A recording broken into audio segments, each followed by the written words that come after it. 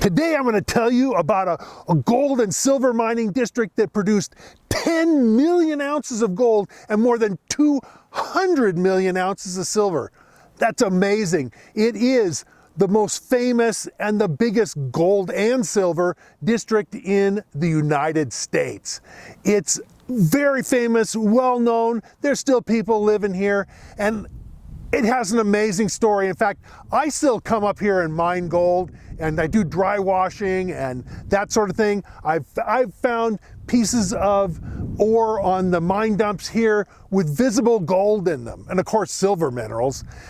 The story of this amazing find begins 155 years ago in June of 1859. Two Irish prospectors who had worked for gold placers in this area. They'd mined for a couple of years, but they were down on their luck. You know, the gold just doesn't grow back, and once the miners got the best of the gold, well, only the worser deposits were left, and they kept getting less and less. And in fact, the two guys between them were making about $1 or $2 a day, which wasn't that great. And they had left the main diggings because they were getting even less gold there, and had come up here to this area, and they were kind of working their way up. You can see there's a ravine behind me. They were working their way up for the ravine, but from down below here, and we're getting again $1 or $2 a day. They were hoping to save up enough money that they could get the heck out of here. They wanted to make a grub stake so they could go to another mining district where they hoped that they would do better.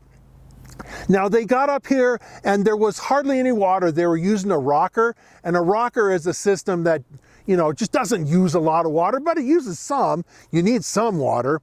And so in order to kind of contain the water that they had, they decided to dig a little trench and dig a little, like a little pond type thing, but small, you know. And as they dug down, they hit some really unusual looking material. They had been working some kind of, you know, yellow brown material that had gold in it, but they started getting into this really dark blue black kind of stuff that, you know, just looked really weird. So they thought that they would give it a try. Hey, you know, let's try a little bit of it in our rocker and see if we can't get something. Well, in a bucket or two of dirt, their little rocker sluice was just lined with gold. They went from making $1 or $2 a day to literally making pounds of gold a day. They were striking it rich. They were really doing well. It was amazing, and a find like this area had never seen before. The two guys were named Peter O'Reilly and Pat McLaughlin, and they knew that they had really struck it good, but a lot of times the deposits in this area were small. They were still doing amazing. They had plenty of money for a grub stake. They had plenty enough money to celebrate. And about evening time, after they made their discovery, a guy saw them up here, and he rode his horse up. His name was Henry Comstock. And Comstock was kind of a blowhard, an exaggerator, a guy who played fast and loose with the truth. Well, he came up here and told them, hey, I own this whole area. I staked 160 acres here for a ranch, and I bought this spring. I own the spring that you're using for your water, the spring that, you know, the water came down this little ravine. And he said, I should be part of this. Well, he blustered and threatened. And the funny thing is, a lot of those guys would stake claims all over the place, but they'd never record them. So if you don't record the claim, it's not legitimate. But O'Reilly and McLaughlin didn't argue with him. They said, look, we'll take you in as a partner. And sure enough, they did. And he said, well, I have this other guy that's a partner of mine named Penrod, and you know, we're going to put him in. So the four of them got together and just really started working this new discovery, and it was amazing. They were taking out, like I say, pounds of gold a day, and as soon as they got down a little bit more, they realized it was starting to harden up. The loose, decomposed material on the surface that they were mining at the first was, you know, starting to get in harder and harder and harder. Well, they decided that they needed to start crushing some of it. So they got a mortar and pestle, and a guy with just a mortar pounding out the rock could make $100 in gold a day. That was 5 ounces of gold in those days. They were doing great, and they were mining this stuff, and they started uncovering the whole zone, this zone of dark colored material at the surface that was super rich in gold. It was like 10 feet wide, and it went on for hundreds of feet, and they were just really doing well. But they had all this black stuff that was making their life difficult. And so they were, getting the gold, but throwing the black stuff out. Well, eventually, one of the guys that came up to look at this, was from Reno, from the Reno area, came up and he took a sample of it, and he gave it to a friend of the black stuff, and gave it to a friend of his to see what it was. And that guy took it to an assayer over in California, and they analyzed it, and it was rich silver and gold ore. The black stuff was silver minerals, and it was super rich. It had thousands of dollars worth of silver in addition to many hundreds of dollars worth of gold. And so they were just, when the guy found out, he got on his horse and rode up here and did what he could to buy out the early prospectors and take a share in the mine. And that's when big mining started happening up here. It really got going fast because the ore was so amazingly rich. The gold they were mining was actually really high in silver, which you wouldn't expect from a gold and silver mine, right? Normal placer gold, normal gold nuggets and stuff run about, 80 to 90% pure gold, and the rest is silver and sometimes iron and copper and other things, mostly silver though, but it's usually 80 to 90%. Well, the stuff that they got here was really pale in color. It's called Electrum. It ran only about 60% gold. So let me show you a little picture of some Electrum, and we'll talk about that, because that's the kind of gold they were getting right here. So just for a comparison, the 2 bigger nuggets on top, that's, normal looking placer gold, whereas the 3 smaller ones that are paler in color, they're gold too, but they have a lot more silver in them.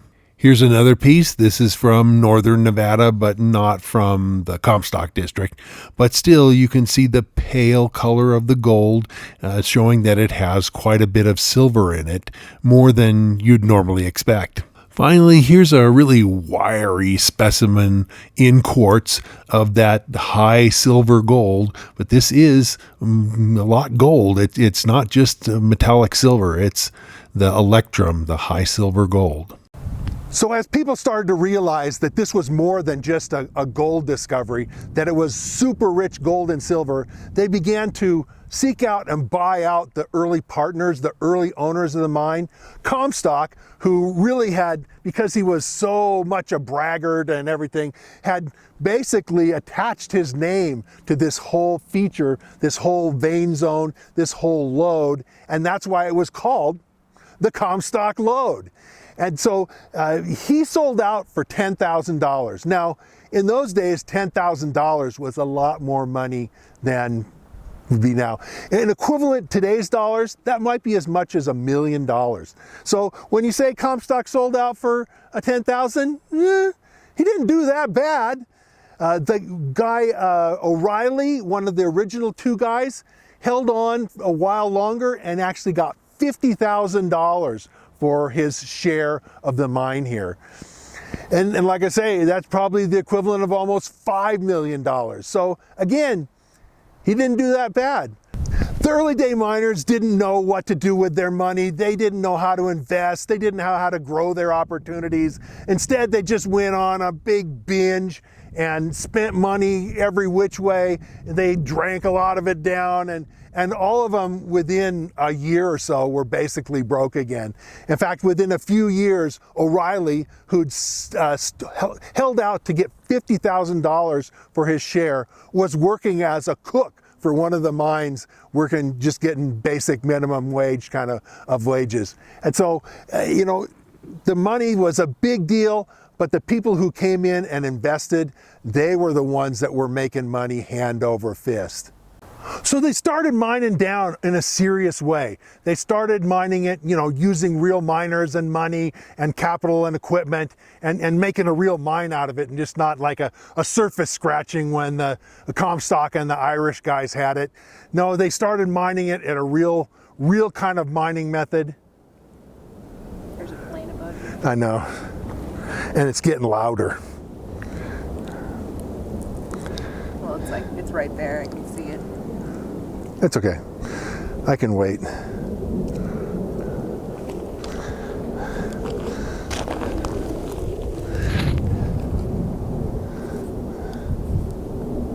Again, not the right stuff, but this is.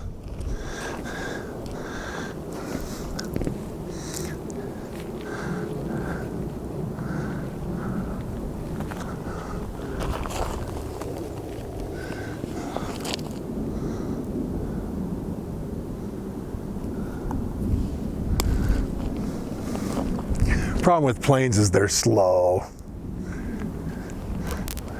Oop. Where's he going? It's over there. Oh, I see it now. That was something that probably took off out of the Reno airport. Yeah.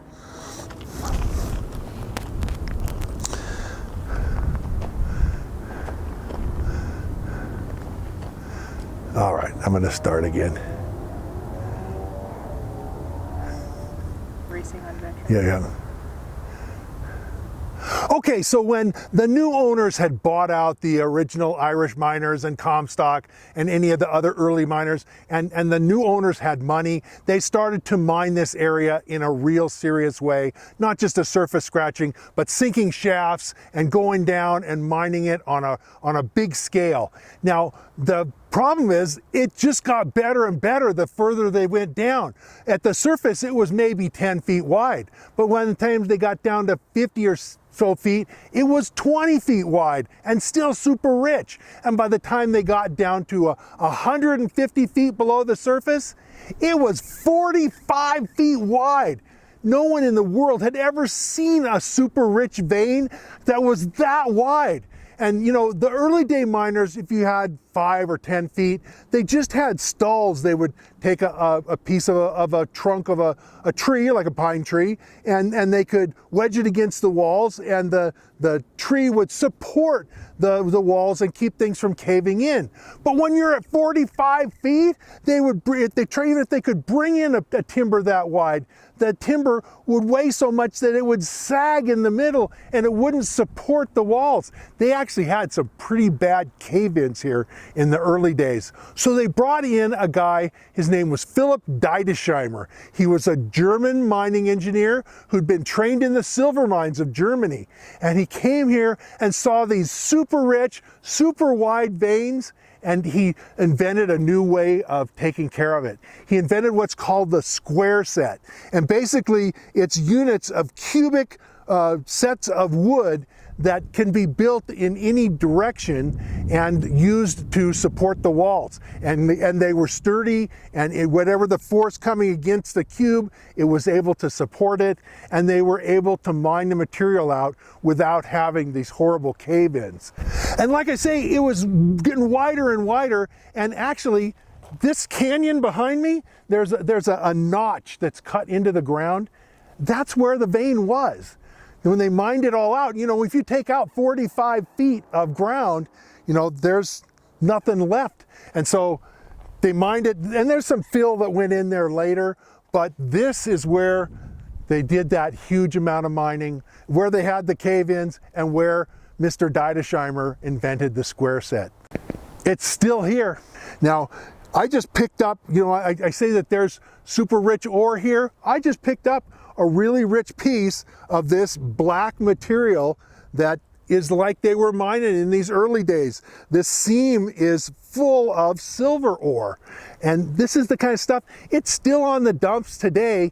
You know, if you're up here and you're in the right place, you can find really cool specimens like this. This probably has maybe $5 worth of silver in it. There's good stuff here still to be found for those who are willing to explore. But Deidesheimer, his discovery made possible all the big wide veins, because a lot of the deposits on the Comstock, you know, the whole Comstock lode in a lot of places is maybe a couple hundred feet wide. And then within that, you may have a zone that's 10 or 20 or 45 feet wide of high-grade rock, and that's what they were mining.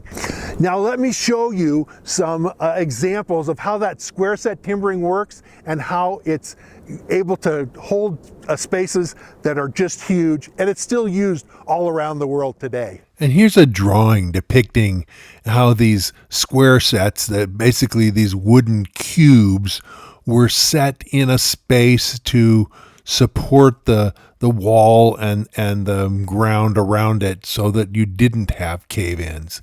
And sometimes they were braced diagonally, as kind of shown in this drawing as well. But one of the things that you perceive when you look at something like this and see all the wood that they used, it took a tremendous amount of timber to fill the space, the void that was left when they mined the rich ore. And literally forests were torn down and denuded by all the timber that had to be mined and cut and shipped to Virginia City to produce these square sets and fill in the space of all the ore that was mined deep underground. This is an actual old-time photo showing how these sets were set up, and you can see usually it was like a 10-inch square timbers that were to make the cubes, and then they're set on 8 or 10 foot type of edge for the squares or cubes that make up the set. But again, you look at it, you can see it takes a tremendous amount of wood to set up something like this to support the space when you mine out that much ore. But the invention of the square set was a tremendous thing that allowed for huge amounts of rich ore to be mined out safely without constant cave-ins and dangerous types of activities as sloughing and failures of the wall that would kill many miners and wreck the mines as well.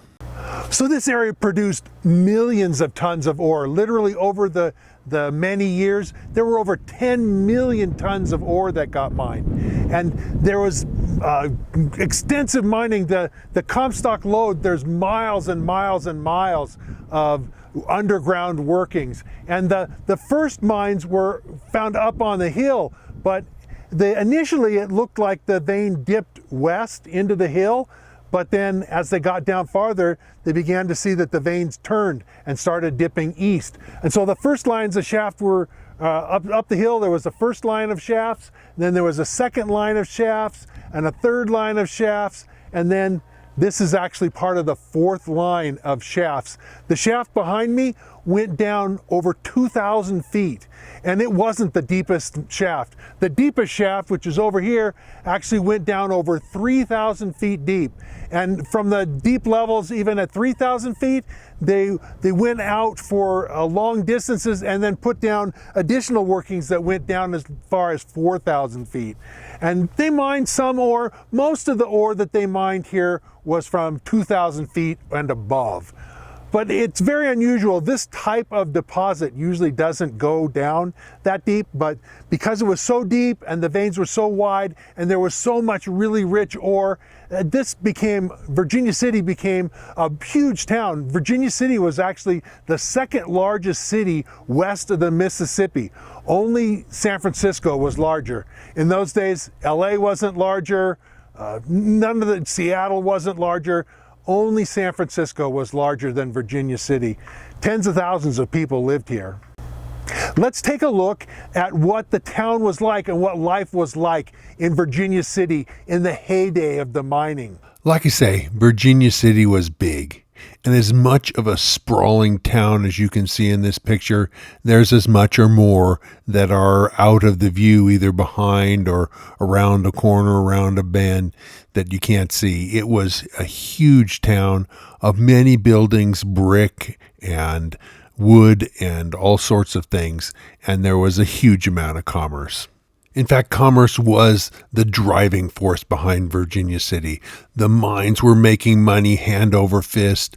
The miners who worked in the mines got paid much better than average wages. The shopkeepers and the businesses were busy. The lumber mill here was selling lumber to build buildings because the town was growing and expanding. And there even was money to build extensive and large churches, such as on the far left there. That's St. Mary's of the Mountains Catholic Church, built of brick and very solid and still stands and still open today. But what came with the commerce was a huge amount of smoke and stanky, all kinds of stuff going on. Huge amounts of wood were burned. Not only just did the people in their homes burn wood, but the mines burned wood to make steam to drive the mills. And in places, sulfides were burned. And, there really was very little in the way of pollution control. You can see on the far right side of this picture, there's a giant pile of wood.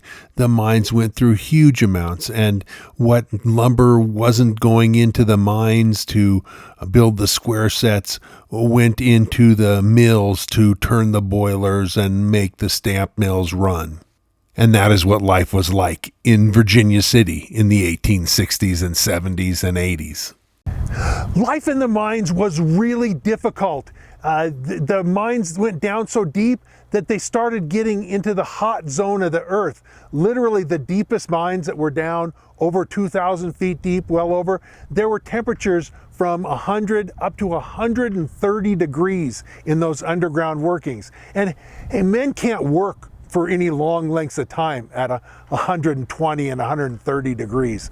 It's not something that's possible. So what would happen is the miners would work at 130 degrees and then they would go sit in an ice room for an hour and then work for an hour or two at 130 and then go sit in the ice room. And it was really hard on their health to be there really hot, really cool, really hot, really cool. It was a difficult life.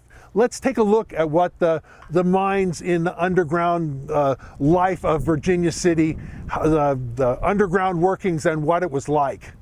One of the things you have to remember is there are tens of miles, many miles of underground workings in the Comstock, and all of the early work was done by hand.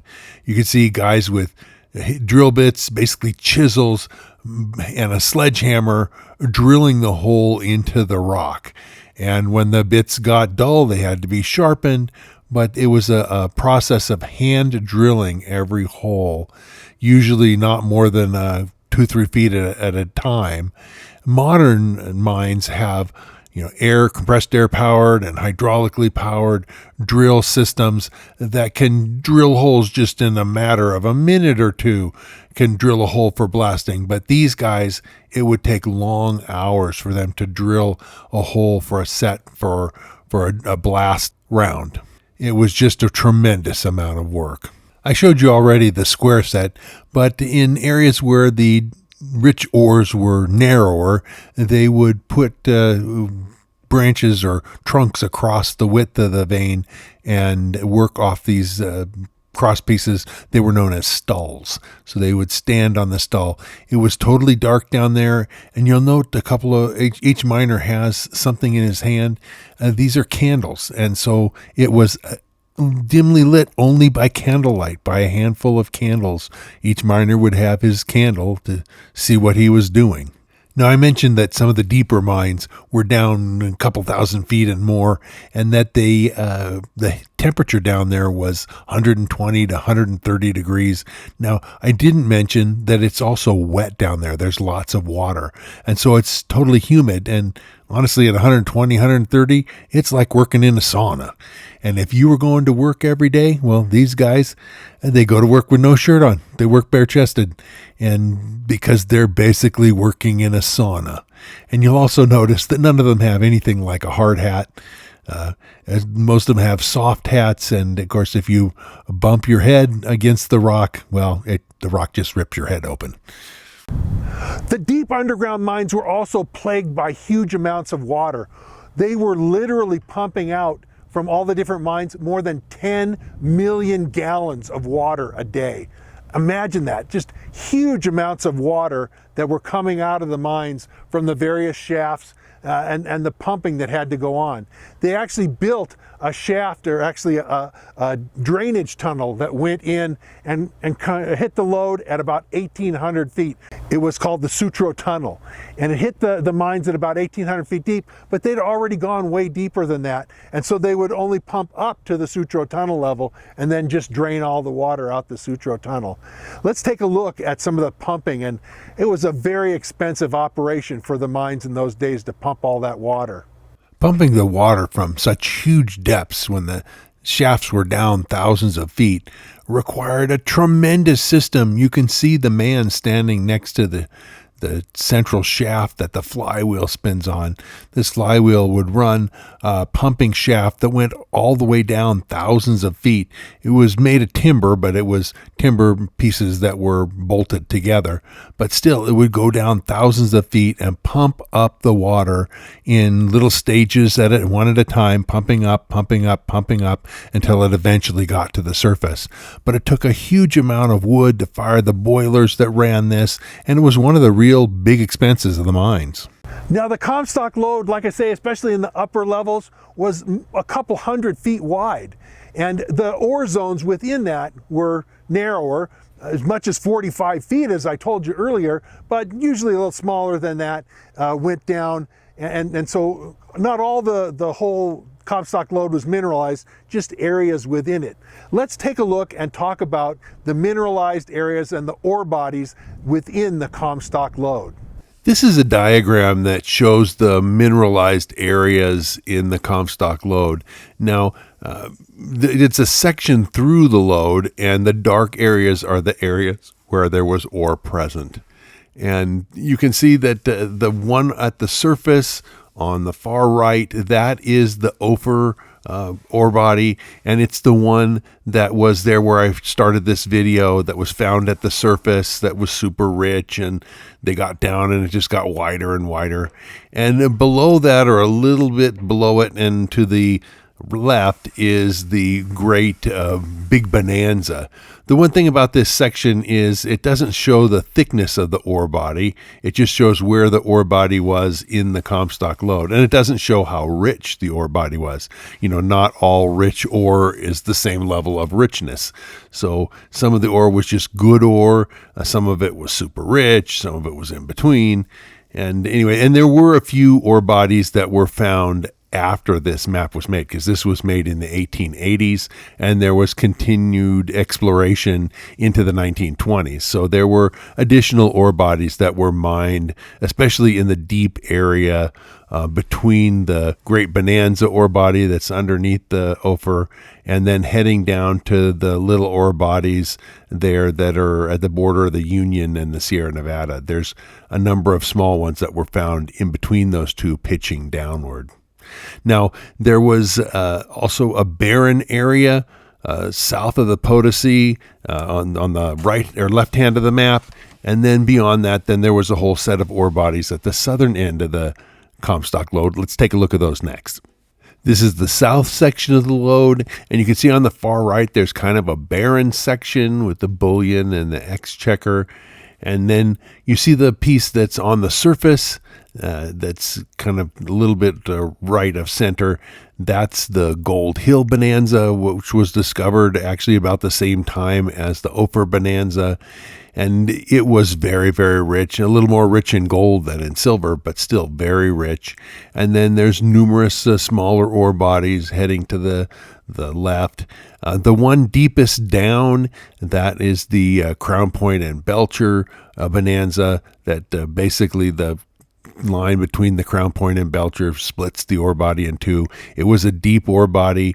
It was the deep ore body on the south end, and it was very rich also in a manner similar but not as big as the Great Bonanza at the Con Virginia. The ore from the Comstock lode is very unique. It's called a low sulfidation epithermal system. Some people call it moderate sulfidation. There were a minimum of base metals in a lot of the ores, but there was some. Remember, I showed you the piece of ore that I found earlier that has the the quartz and the white and the black zone of silver minerals. There was a lot of this kind of ore, and it was rich and it was valuable. And there were mills all over here that processed it and extracted the gold and silver. Let's talk about the mills, and then let's take a look at the ores of the Comstock Lode and what they looked like and what the miners found and how rich it really was. There were dozens of large stamp mills like this one that had many batteries of stamps, and they crushed the material down and extracted the gold and silver here. Inside were batteries of stamps like this that crushed the ore down, and then the flat area in front of the stamps is a amalgamation table which captured some of the values, but then the crushed ore was sent to a pan milling operation where it was put in large depressions, pans, and then further crushed by rotating or stirring it around with large heavy rollers, and of course mercury was added there and to capture the silver out of the ore. Let's take a look at some of the ores themselves that they were processing. Here's a piece of silver ore from Virginia City. Let's take a closer look and kind of analyze what we got here. You can see in looking at this that there's the dark gray silver rich sulfides, and then the white quartz and the brown iron staining. That's all secondary. But the sulfides, the darker they are, the more black they are, the richer they are in silver. The more gray they are, the richer they're going to be in base metals like zinc and lead. But still, even the gray stuff is still very good ore. This is a close-up of that little chunk of sulfide ore that I picked up when I was filming. And you can see that the stripe across it, the sulfides both through the middle and at the end there, are much more black in color than the specimen I just showed you. It's because this is much richer in silver, much higher grade. Here's another beautiful specimen of gold ore and silver ore from the Virginia and California mine. And, you know, it has the same white quartz with the mineralized, the sulfides. There's some more black on this and some more pale gray, but still this has a really good ore values. Here's a chunk of that same sulfides and white quartz that I picked up off one of the dumps there in Virginia City. In fact, was from the Virginia dump. This has a lot of the black sulfides in it. It'll be rich in quartz and rich in silver and rich in gold. It's probably the favorite specimen that I've ever picked up off the dump. Here's another rich Virginia City Comstock Lode specimen showing the black or blue-black sooty looking silver sulfide minerals, and then sprinkled through there is a little tiny bit of gold as well, but the silver sulfide minerals really stand out. This is a very rich silver ore. Here's a rich glob of parargyrite or ruby silver in some Comstock ore. And of course, this is, you know, metallic gray colored because the ruby silver has been exposed to light. And after it's been exposed to light for long enough, the ruby color fades and you start getting this metallic gray silver kind of color. But anyway, I hope this survey of some of the different appearances of different kinds of Comstock ores and what they look like would help you if you ever got to Virginia City and you decided to want to hunt around on the dumps to see if you could find some specimens of your own. Now you have a good idea of what the material really looks like. And like I say, there's still stuff to be found here. You know, just while I was filming earlier, I picked up this really nice piece of silver ore. And I picked up specimens off some of the dumps here with actual visible gold in them. I've also done dry washing here. You know, the early day miners before the Comstock Lode was discovered, they were placer miners. They were digging for placer gold at the kind of the southern end of the Comstock Lode. And there's a lot of gold still to be found, and you can still come up here and look around and find some really interesting specimens, really interesting stuff. I've actually found some nice crystalline amethyst up here as well. So there's lots of things to do in the Virginia City area, but you know, finding your own gold, finding your own silver, you know, appreciating a rich hard rock gold and silver district like this and understanding it. You know, being a successful prospector takes knowledge, it takes skill. And in order for you to gain the skills of a prospector, to be able to recognize high-grade ore like this, or to be able to go out and dry wash or metal detect or otherwise find gold for yourself, it's a skill. And you know, to learn those skills and to grow in that skill, I wrote a book. It's called Fistful of Gold. And I wrote the book so that you could gain those skills quickly, and by reading the book, you could become a knowledgeable prospector.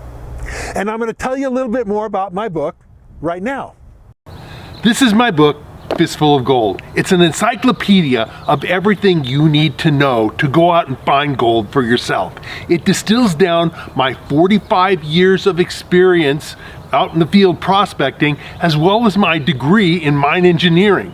It's, like I say, an encyclopedia. There's a lot to it.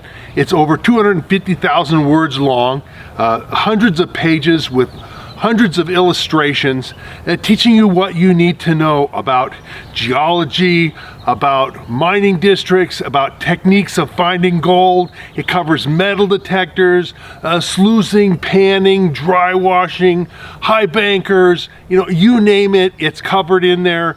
It talks some about platinum and diamonds, but it's mostly about gold because gold is more widespread. It is not so much a book about where to find gold, but a book about how to find gold. Because even if you have a location where gold was mined in the past and you go out there, well, where should you look to be successful in your prospecting, to find the gold that's there? This is the book that's going to tell you that information. I spent most of 10 years writing this book, so I thought a long time about it. It's got, like I say, lots of information and lots of illustrations, and I've had results from people who bought it. It's available on Amazon, but I recommend buying it through High Plains Prospectors, and I'll put a link in the description for buying this book through them. They have a better price than Amazon, and I have a special deal that I'll tell you a little bit more about, where you can get a 5% discount from the price even with that. On Amazon, the book rates a 4.7 out of 5, which means that of all the people that have bought it, they've been really highly satisfied, and I think you, if you buy my book, will be just as highly satisfied as well. Now let's talk a little bit more about High Plains Prospectors. They're a prospecting shop, a mail order prospecting shop that I've partnered with. The deal is that I can get you a 5% discount, a coupon code, and I'm going to put the code to that right here. It's just Chris Ralph, all caps with no space between Chris and Ralph. You put that in there as a discount code and you'll get 5% off their already really good prices. I think it's a great deal where you win by getting a discount, I get a little percentage of that, and they get new business. So if you need prospecting supplies, High Plains is really the way to go. And I'll put information, like I say, in the description more about how you can work with them, because I'm working with them. They really are great guys, a great company. For even more information, I also have a website, and I'm going to show you my webpage and talk a little bit more about that right now. This is my webpage. It's located at nevadaoutbackgems.com. You can Google it, or I have a link down in the description below. But there's lots of information here, miscellaneous stuff, pictures, some historic information as well, stories. It's got a lot of great fun stuff. You'll probably be interested in it. Now, on all of my YouTube videos, I encourage you guys to ask questions. If you have thoughts, comments, suggestions for things that I ought to look at in my videos, things that you want to find out more about, and I answer 100% of my questions. There's not very many YouTubers out there that answer 100% of their questions. I'm one of the few. And so I will do my best to answer what you have. I mean, I only can write so much. Sometimes the answer is something where I'm going to recommend that you buy the book and read about it. I also ask that you subscribe to my channel, click the bell notification so that every time I come out with a new video, and you'll be able to watch it. And like I say, I cover a huge amount of topics. I also have 250 videos that I've already done, and so you can go back through my catalog of videos on YouTube. I'm sure there'll be many videos there that you'll want to take a look at, especially if you have any interest in gold or platinum, diamonds, gemstones, geology, and that sort of stuff. My YouTube site is going to be right up your alley. So I'll see you again real soon. We'll be out in the field and I'm back in the office at the whiteboard, and whether we're looking at gold or platinum, diamonds, gemstones, or other interesting geology, it's going to be fun. You're going to enjoy it, and we'll see you again real soon.